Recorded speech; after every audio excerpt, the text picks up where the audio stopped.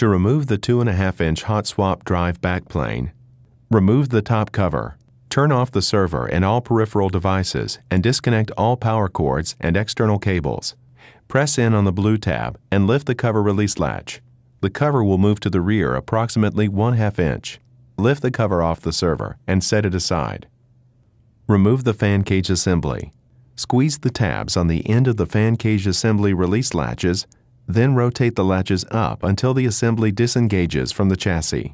Lift the fan cage assembly out of the server and set it aside. Remove the 2.5-inch hot swap drive backplane. Pull any hard disk drives or filler panels partially out of the bay to disengage them from the backplane.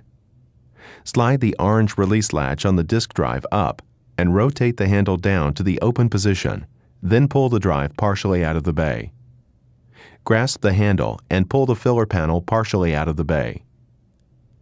Disconnect the combination power and configuration cable connector from the system board. Lift the backplane up slightly and rotate it away from the backplane bracket and lift it out far enough to access the cables. Disconnect the power and configuration and signal cables from the backplane and place it on a static protected surface.